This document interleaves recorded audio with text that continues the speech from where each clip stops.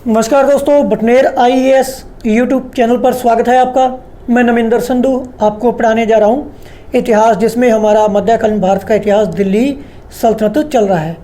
इससे पहले हमने पढ़ लिया है गुलाम वंश को, मामलुक वंश को, उसके बाद हमने देखा खलजी वंश को हमने पढ़ लिया है, और आज हमारा शुरू होने जा रहा है तुगलक वंश। तुगलक वंश का जो शासन है वो कब से कब तक रहेगा?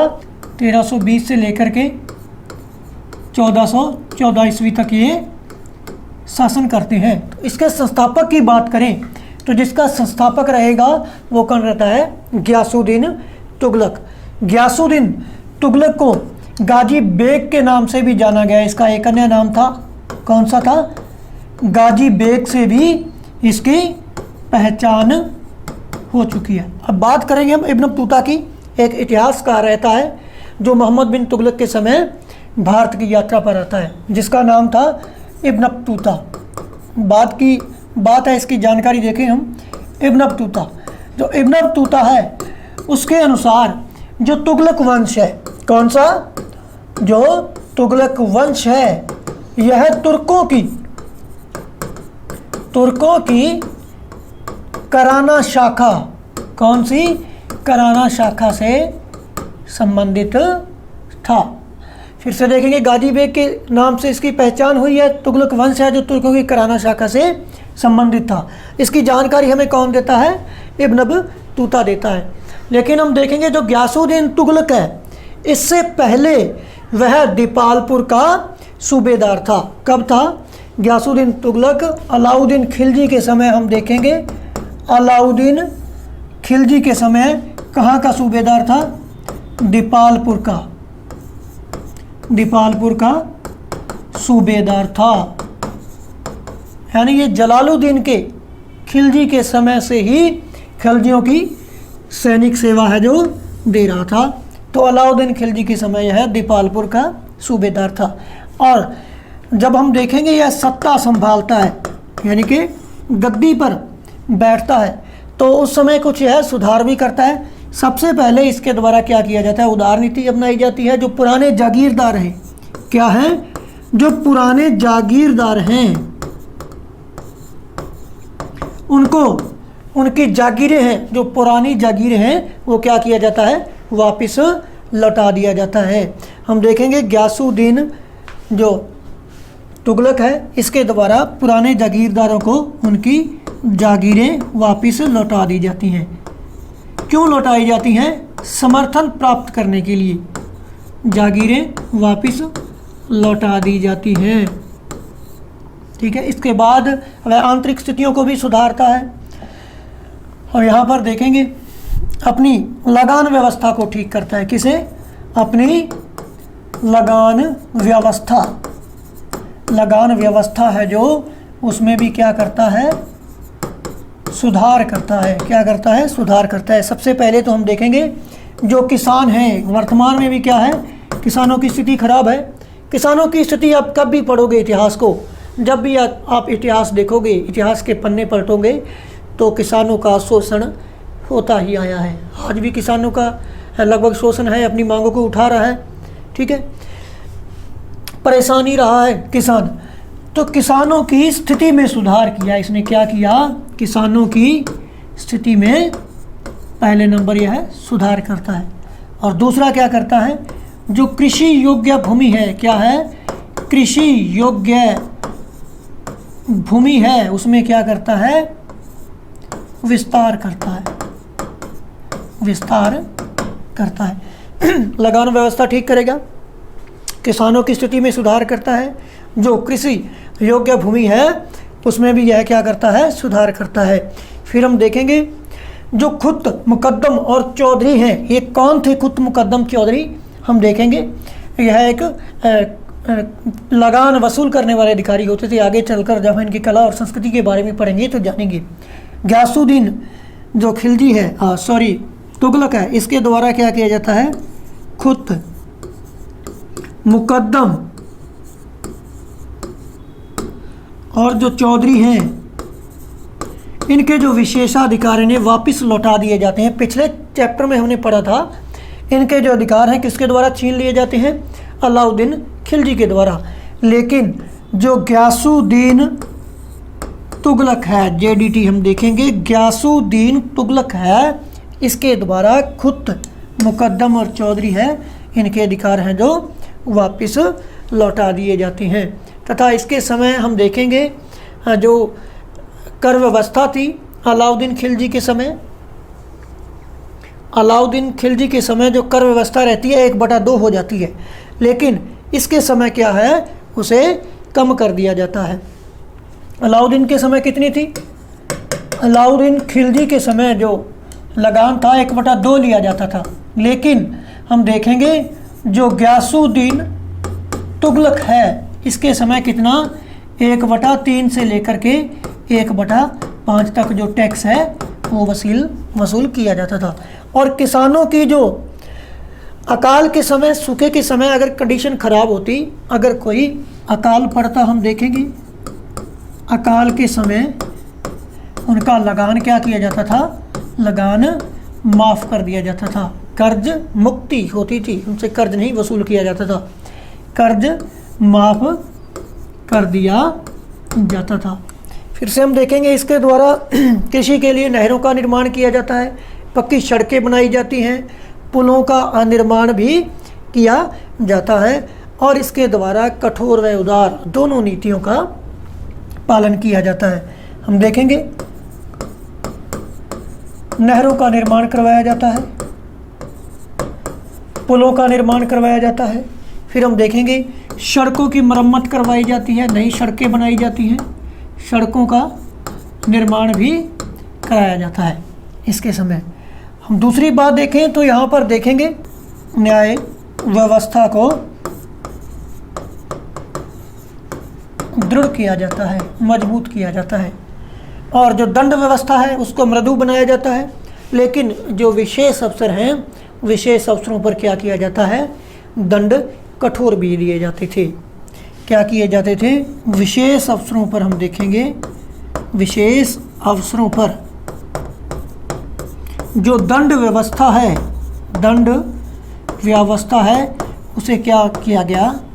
कठोर भी हमें देखने को मिलता है। फिर हम देखेंगे इसकी जो नीति है, ग्यासुद्दीन तुगलक की जो नीति है, कहीं पर हम देखेंगे इसने कठोर नीति का पालन भी किया, कठोर व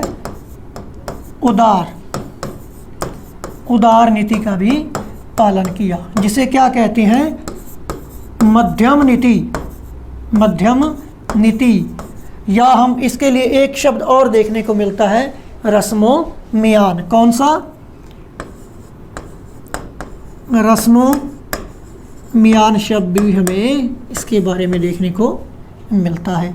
ग्यासुद्दीन तुगलक के और भी सुधार हम देखेंगे, इसके द्वारा सेना की तरफ भी थोड़ा ध्यान दिया जाता है, उतना ध्यान नहीं दिया गया जितना कि अलाउद्दीन खिलजी के द्वारा या खिलजियों के द्वारा इसके समय हम देखें तो सेना पर कम ध्यान दिया गया, कम ध्यान दिया गया हम यहाँ पर देखेंगे, लेकिन हुलिया प्रथा व दाग प्रथा को पहले से सुदृढ़ किया गया। यहाँ पर देखें हुलिया प्रथा, जो हुलिया नोट करने की परंपरा थी अलाउद्दीन खिलजी के समय हम देखेंगे, और जो दाग प्रथा थी, जो दाग प्रथा थी, कौन सी? दाग प्रथा, घोड़ों को दागने की प्रथा थी। यहाँ पर हम देखेंगे हुलिया प्रथा में क्या होता था? सैनिक का जो हुलिया है उसे नोट किया जाता था ताकि कोई भी सैनिक अपनी जगह दूसरा ना भेज दे, और यहाँ पर कोई अच्छा घोड़ा है उसे सैनिक भेजकर दूसरा घोड़ा न शामिल कर ले, इसके लिए दाग लगाए जाते थे, 1 दाग या 2 दाग होते थे। इनको पहले से क्या किया जाता है और सुदृढ़ या मजबूत किया जाता है, सख्ती के साथ लागू किया जाता है। फिर हम इसके साम्राज्य विस्तार की बात करें, इसके साम्राज्य विस्तार की बात करें किसके? ग्यासुद्दीन तुगलक, ग्यासुद्दीन तुगलक के साम्राज्य विस्तार की बात करें तो इसने जो दक्षिण भारत का क्षेत्र है इसे विजित कर लिया था। सर्वप्रथम देखेंगे हम जो ग्यासुद्दीन तुगलक है अपने पुत्र जौना खां यानी मोहम्मद बिन तुगलक, जिसको उलुग खां की उपाधि भी प्रदान की थी, उसे दक्षिण विजय के लिए भेजता है। किसे? जौना खां को। तथा इसके द्वारा सर्वप्रथम वारंगल को जीता जाता है। धीरे धीरे हम देखेंगे वारंगल है, पांड्या राज्य है, होयसल राज्य है, इन सबको क्या किया जाता है, विजित कर लिया जाता है।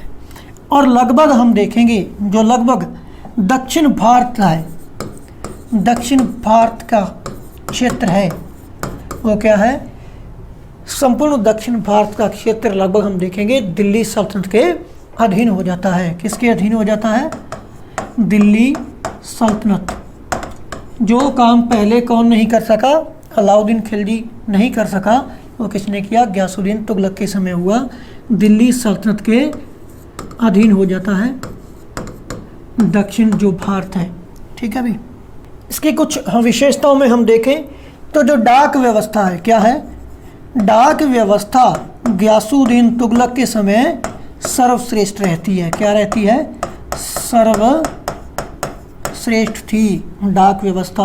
फिर हम देखेंगे जब गयासुद्दीन तुगलक बंगाल विजय के लिए गया हुआ था, हम देखेंगे जो गयासुद्दीन तुगलक है, गयासुद्दीन तुगलक है, कहाँ गया हुआ था, बंगाल विजय के लिए या बंगाल अभियान के लिए गया हुआ था। बाद में जो दिल्ली का क्षेत्र है, या दिल्ली सल्तनत है, यहाँ का राजपाट है, उसे कौन संभाल रहा था, जौना खां। जौना खां यानी गयासुद्दीन तुगलक का पुत्र था, जिसका नाम था मोहम्मद बिन तुगलक, जो दिल्ली सल्तनत की देखरेख कर रहा था। जब यह बंगाल में था तो जौना खां के द्वारा शेख निज़ामुद्दीन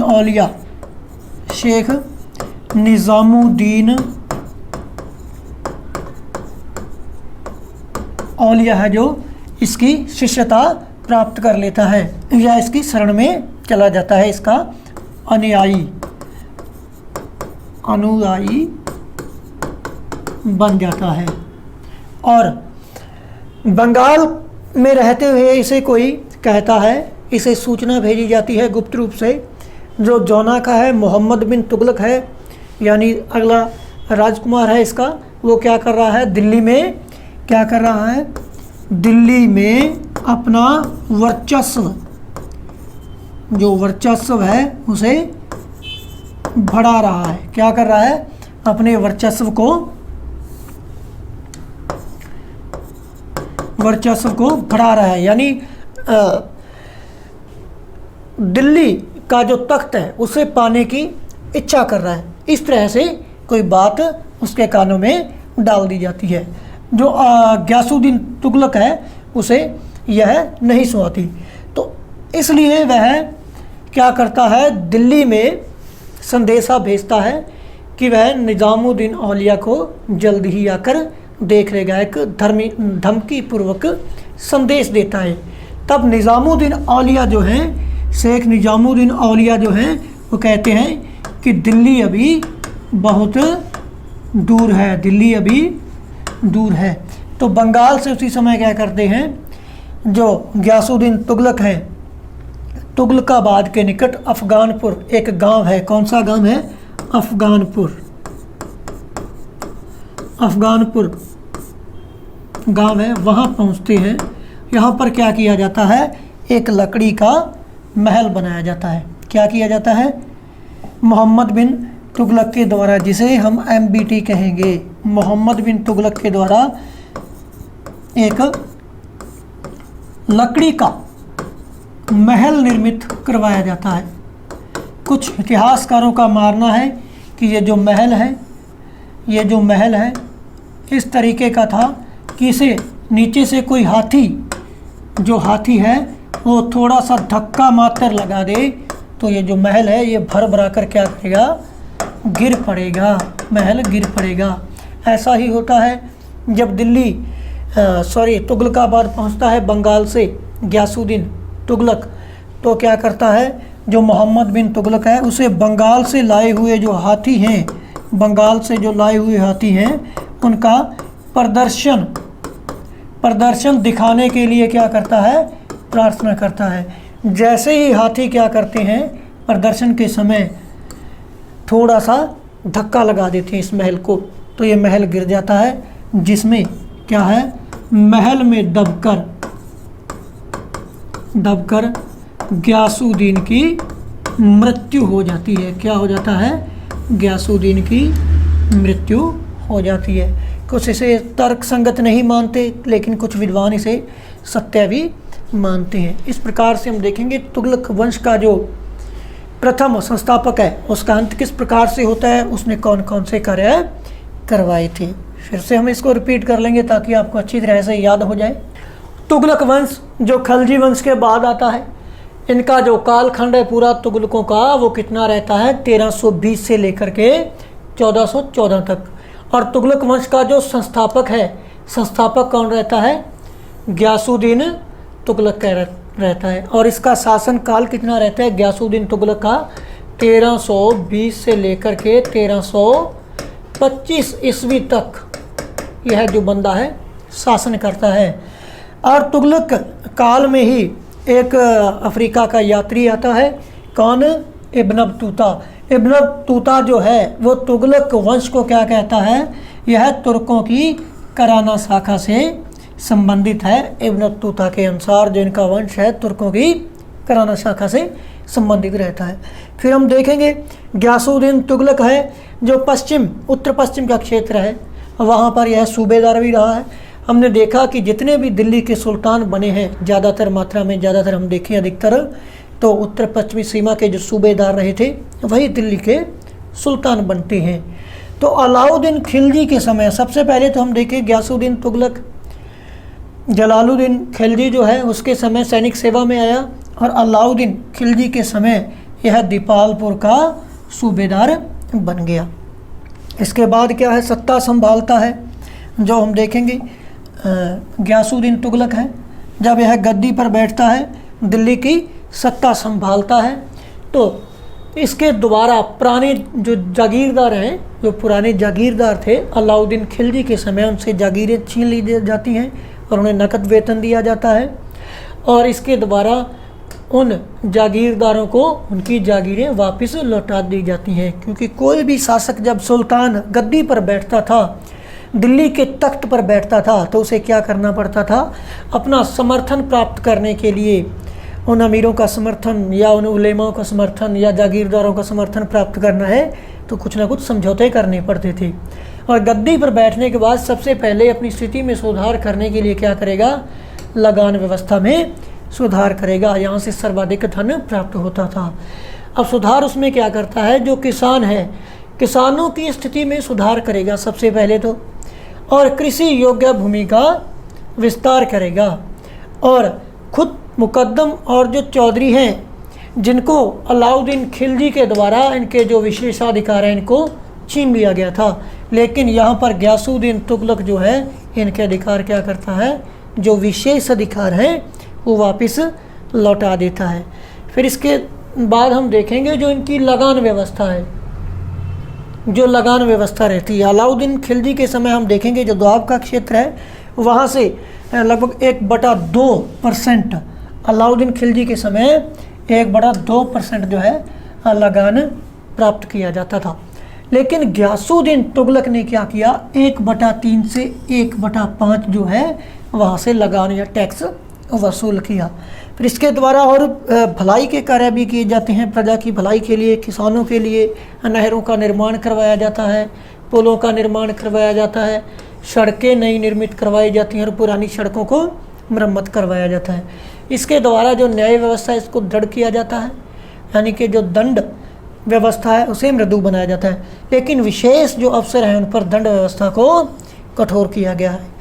और हम देखेंगे कठोरता और उदारता की नीति को, दोनों को गयासुद्दीन तुगलक के द्वारा अपनाया जाता है।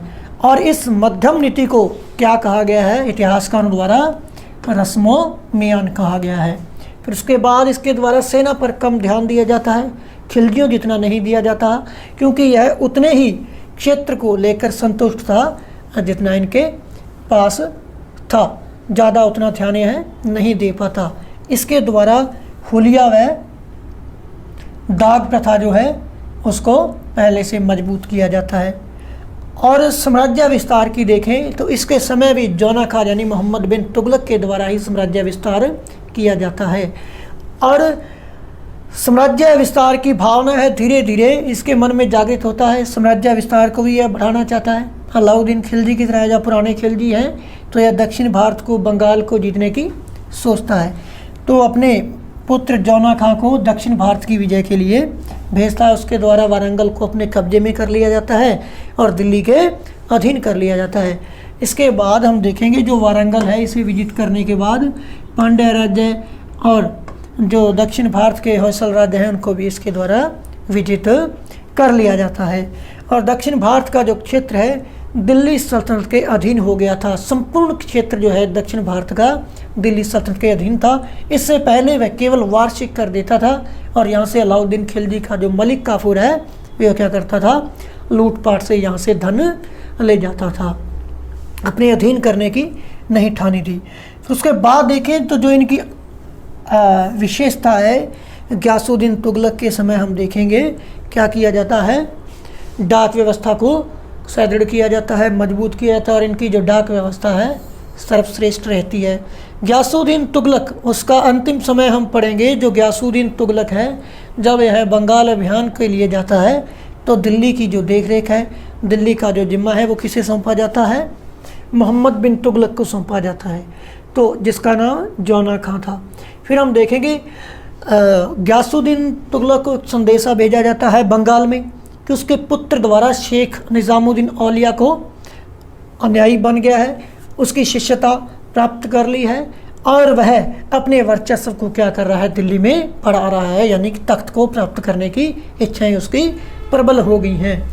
और इस बात को वो सच मान लेता है, कौन, गियासुद्दीन तुगलक, और वो क्या करता है, बंगाल से दिल्ली की तरफ आता है। यहाँ पर हम देखेंगे यह भारत का क्षेत्र है, इस प्रकार से हम देखें यह बंगाल का क्षेत्र है, यहाँ दिल्ली है और यहाँ होता है, यहाँ से वह चलता है। हम देखेंगे रास्ते में तुगलकाबाद आता है। कौन सा आता है, तुगलकाबाद का क्षेत्र आता है। तुगलकाबाद में एक गांव था अफगानपुर। अफगानपुर में मोहम्मद बिन तुगलक के द्वारा क्या किया जाता है, एक लकड़ी के महल का निर्माण किया जाता है जो हाथियों के प्रदर्शन के समय यहाँ पर गिर जाता है, जिससे जो गियासुद्दीन तुगलक है इसमें दबकर क्या हो जाती है, मृत्यु हो जाती है। इस प्रकार से तुगलक वंश का जो संस्थापक है वो मृत्यु को प्राप्त हो जाता है। अगला जो शासक बनता है वो कौन है, मोहम्मद बिन तुगलक। इसका जो कालखंड है, शासन काल है, वो कितना रहता है, 1325 से लेकर के 1351 ईस्वी। कितना रहेगा, 1325 से लेकर के 1351 ईस्वी तक मोहम्मद बिन तुगलक है जो शासन करेगा। अगर इस शासक की हम बात करें, दिल्ली की गद्दी पर बैठने के बाद जितने भी शासक हुए उनमें सबसे विचित्र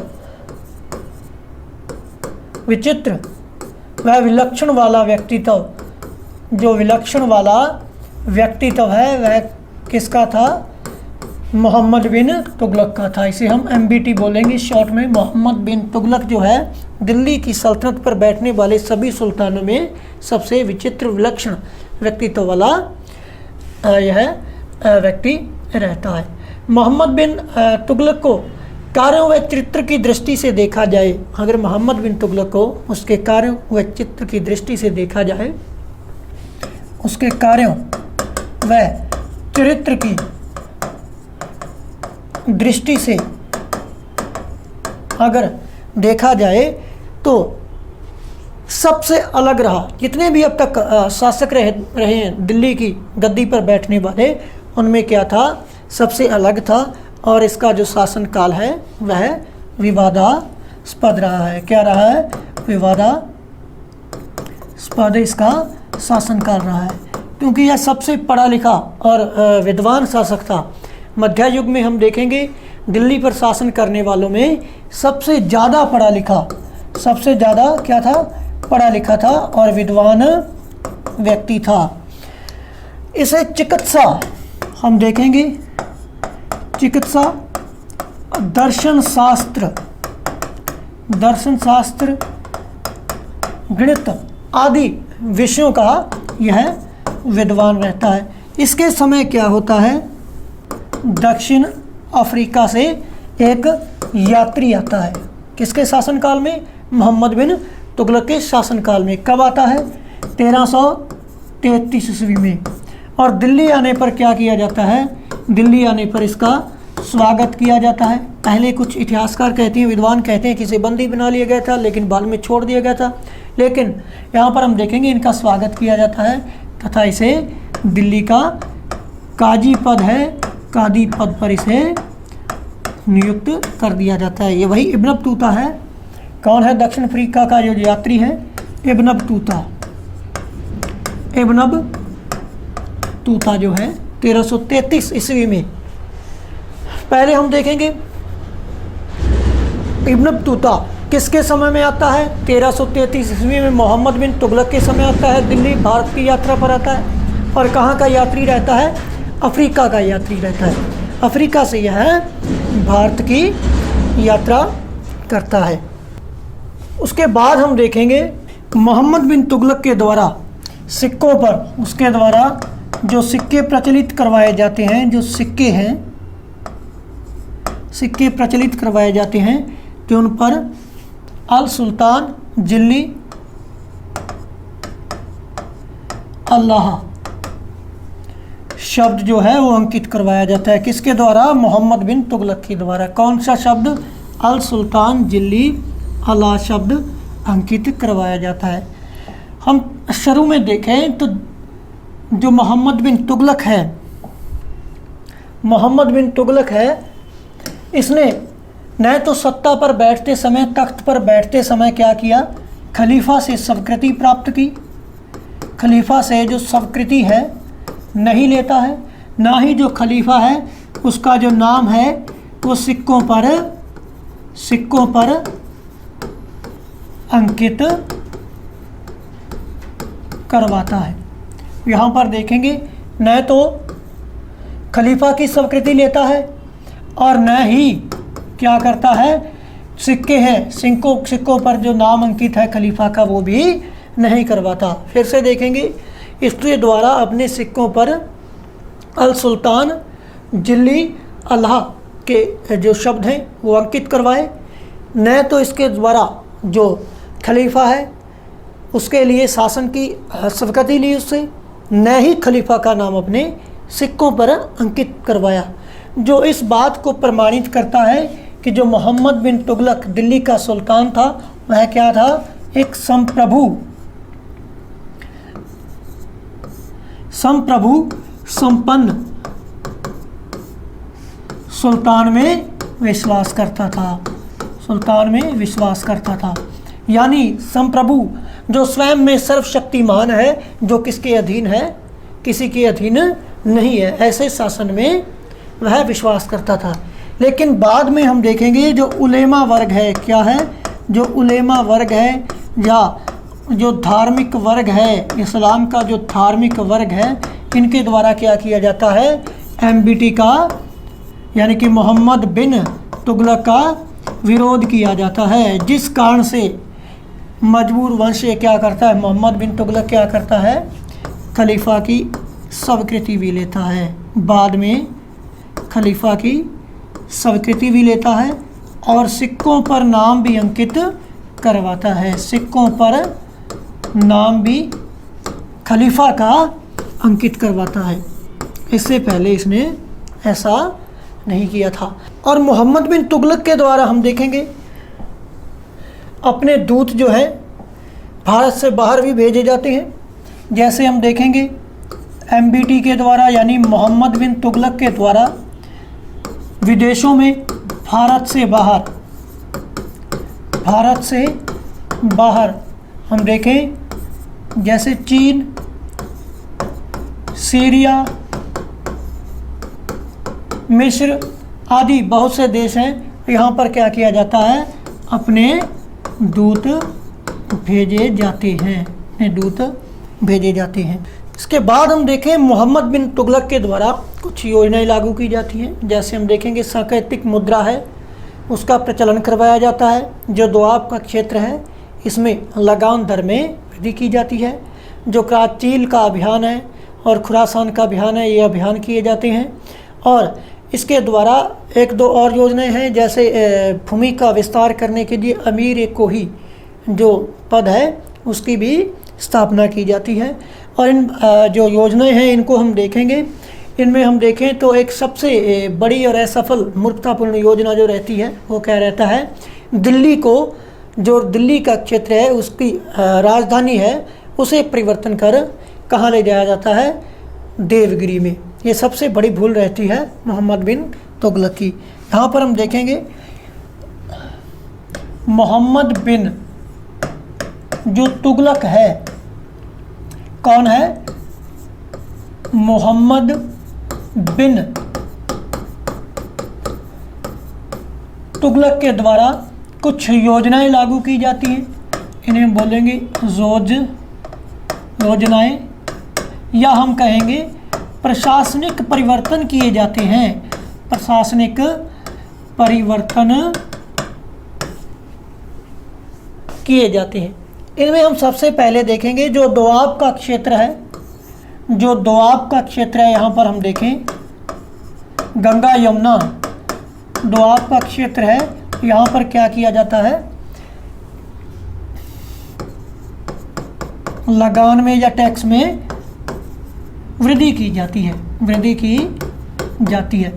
इसके परिणाम बड़े बुरे निकलते हैं, दुष्परिणाम निकलता है। दोआब में कर वृद्धि कर देने से 1/2 कर दी जाती है अलाउद्दीन खिलजी की भांति।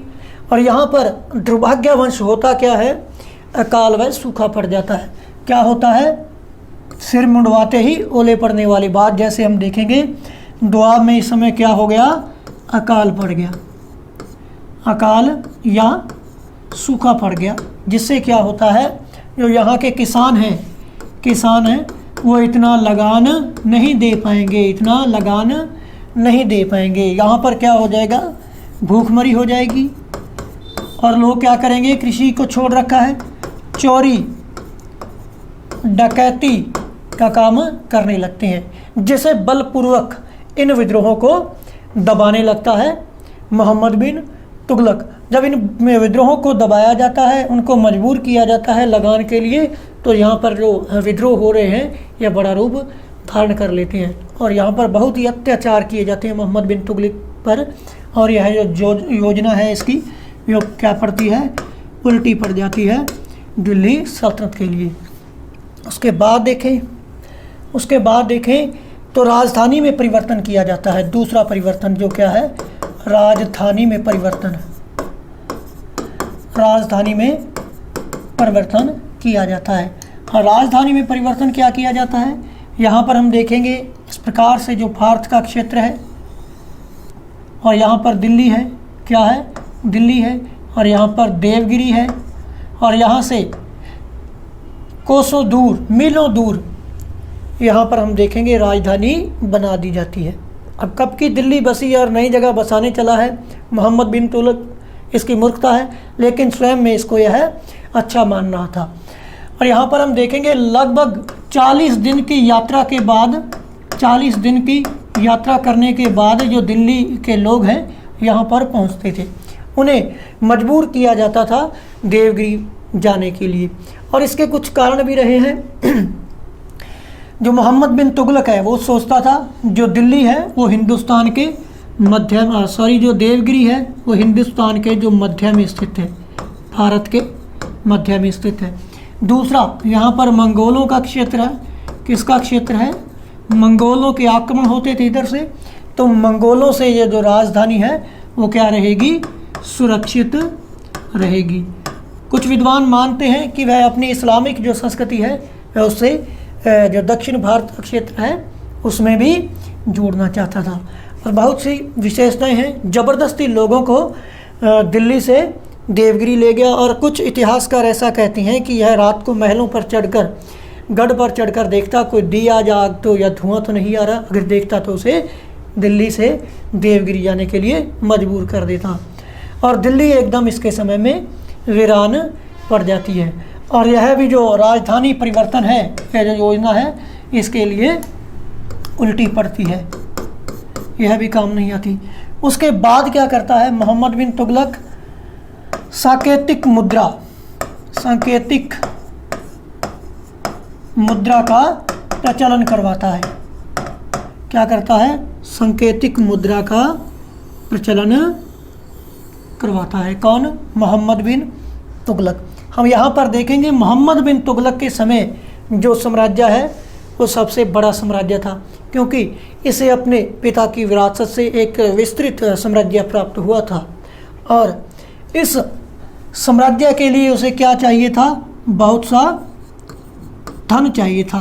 धन क्यों चाहिए था? एक बड़ी सेना रखी हुई थी, सेना रखी हुई थी, इसे वेतन देना था, इसलिए इसे धन की आवश्यकता थी। लेकिन यह इस प्रकार से हम देखेंगे इसको सेना को वेतन पूरा नहीं कर पाता और इसके द्वारा क्या किया जाता है? उस समय ऐसा माना जाता है कि जो विश्व है, विश्व में क्या था? चांदी की कमी आ चुकी थी, तो इसके द्वारा सांकेतिक मुद्रा का प्रचलन करवाया जाता है। चांदी की जगह पे क्या किया जाता है? चांदी के स्थान पर तांबे के सिक्के जारी किए जाते हैं। उतने ही मूल्य के होते थे जितने चांदी के। चांदी की कमी के कारण तांबे के सिक्के प्रचलित करवाए जाते हैं और इन तांबों के सिक्कों का जो परिणाम आता है, घर घर में कहते हैं कि टकसालें बन गई थी और 2 नंबर का काम होने लगा था। बाद में जो मोहम्मद बिन तुगलक है, इसके द्वारा इन सिक्कों को वापस लिया जाता है, जिससे तांबे के अनेकों ढेर लग जाते हैं। इसके बाद हम देखें तो इनकी जो एक कराचिल विजय है, कौन सी है? कराचिल विजय, कराचिल अभियान जो सफल रहता है। 5वां क्या है? खुरासान का अभियान, खुरासान का अभियान किए जाते हैं, अभियानों की सोची जाती है। तो इस समय क्या होता है? ये पहाड़ी एरिया है, यहाँ पर जाने के लिए एक बड़ी सेना तैयार की जाती है। लंबा प्रोसेस चलता है, लेकिन बाद में इसका विचार है जो त्याग दिया जाता है। और इतनी बड़ी सेना कहाँ जाएगी? सब जो सैनिक है उन्हें जब नौकरी से निकाला जाता है तो वो चोरी, डकैती और जो असामाजिक कार्य हैं उनको अंजाम देते हैं। तो इस प्रकार से उसकी जो योजनाएं हैं वो क्या हो जाती हैं? बुरी तरह से विफल हो जाती हैं। मोहम्मद बिन तुगलक की जो योजनाएं थी वो बुरी तरह से विफल हो जाती हैं। जितने भी कार्य किए, अगर यह सुनिश्चित ढंग से किए जाते और पूर्ण होते तो यह सल्तनत में अब तक के कार्यों में सबसे महत्वपूर्ण रहते। लेकिन इसका दुर्भाग्य था मोहम्मद बिन तुगलक का कि जो भी यह कार्य करता वह उल्टा ही इसको पढ़ता था। मोहम्मद बिन तुगलक जो है, इसके द्वारा भी क्या किया जाता है? जो तकावी ऋण है, जो तकावी ऋण है या तकावी है, यह प्रदान किया जाता है। तुगलक के द्वारा इसे माफ़ किया जाता है। किसानों को सहूलत के लिए तकावी दिया जाता है। फिर इसके बाद हम देखें जो मोहम्मद बिन तुगलक है, दिल्ली के समय हम देखें जो दिल्ली सल्तनत है, सबसे बड़ा साम्राज्य था मोहम्मद बिन तुगलक का। सबसे बड़ा साम्राज्य दिल्ली सल्तनत में देखें तो किसके पास था? मोहम्मद बिन तुगलक के पास ही था। और जो संपूर्ण विजय है, जो संपूर्ण विजय है वो किसके द्वारा की गई थी? मोहम्मद बिन तुगलक के द्वारा ही की जाती है। और इसके समय हम देखेंगे सर्वाधिक जो विद्रोह है, सर्वाधिक जो विद्रोह हुए किसके द्वारा हुए? सर्वाधिक जो विद्रोह हुए किसके समय होते हैं? ये भी मोहम्मद बिन तुगलक के समय ही होते हैं। बंगाल में ग्यासुद्दीन का विद्रोह होता है और दक्षिण भारत में बहाउद्दीन, किसका? बहाउद्दीन गुरशस्प का विद्रोह होता है। कहाँ पे? दक्षिण भारत में। मुख्यतः ये 2 प्रकार के विद्रोह रहते हैं। मोहम्मद बिन तुगलक के समय हम देखें, जो मोहम्मद बिन तुगलक है इसके समय हम देखें तो एक ही मंगोल आक्रमण होता है। क्या होता है? जो मंगोलों के आक्रमण हैं, जो मंगोल आक्रमण कितने होते हैं वो कहता हम देखेंगे, एक ही मंगोल आक्रमण होता है। वो भी किसके नेतृत्व में? ट्रांस आक्सियन का जो क्षेत्र है, ट्रांस आक्सियन का जो क्षेत्र है और वहाँ से करता है। कौन करता है? तारमारशिन, वहाँ का शासक तर्माशरीन जो है वह मंगोल आक्रमणकारी होता है जो दिल्ली पर आक्रमण करता है। दक्षिण भारत को संपूर्ण, उत्तर भारत को संपूर्ण जीत लिया था, लेकिन राजस्थान को जीतने में यह मोहम्मद बिन जो तुगलक है विफल हो गया था। इसमें हम देखेंगे जो राजस्थान का क्षेत्र है, राजस्थान का क्षेत्र है उसे मोहम्मद बिन तुगलक जीत नहीं पाया था। यहाँ पर क्या हुआ था, वह असफल रहा था। राजस्थान के लिए एक बड़ी उपलब्धि है कि जो मोहम्मद बिन तुगलक है सल्तनत के समय राजस्थान को नहीं जीत पाया था। फिर से हम देखेंगे मोहम्मद बिन तुगलक जो हमने अब तक पढ़ा है, थोड़ी जानकारी प्राप्त हो जाए। सबसे पहले तो हम देखेंगे गद्दी पर कब बैठता है मोहम्मद बिन तुगलक। जब ग्यासुद्दीन तुगलक की मृत्यु हो जाती है तो उसके बाद 1325 ईस्वी में गद्दी पर बैठता है मोहम्मद बिन तुगलक। और कब से कब तक शासन करता है, 25 से लेकर के 1351 तक यह शासन करता है। और सबसे विचित्र व विलक्षण व्यक्तित्व का धनी था कौन है, मोहम्मद बिन तुगलक। सबसे पढ़ा लिखा विद्वान था। अब तक जितने भी दिल्ली के सुल्तान बने और चित्र की दृष्टि से और कार्य की दृष्टि से देखा जाए तो सबसे विवादास्पद जो रहा है मोहम्मद बिन तुगलक रहा है। पढ़ा लिखा इतना था, चिकित्सा, दर्शन शास्त्र और गणित का विद्वान था। और इसके हम समय देखेंगे 2-3 विद्वान रहते हैं, ऐसा नहीं है। बर्नी, इसामी और दूसरा इब्न बतूता जो अफ्रीका का यात्री था। चिकित्सा, दर्शन शास्त्र और गणित का यह विद्वान था। इसके समय में अफ्रीका का एक यात्री आता है, क्या नाम है उसका, इब्न बतूता। कब आता है, 1333 ईस्वी में आता है। कहाँ आता है, दिल्ली आता है। दिल्ली में इसका स्वागत किया जाता है और किस पद पर नियुक्त किया जाता है, इसे काजी के पद पर नियुक्त किया जाता है। जो मोहम्मद बिन तुगलक है, मोहम्मद बिन तुगलक के द्वारा सिक्के प्रचलित करवाए जाते हैं जिन पर अल सुल्तान जिल्ली अलाह अंकित करवाया जाता है।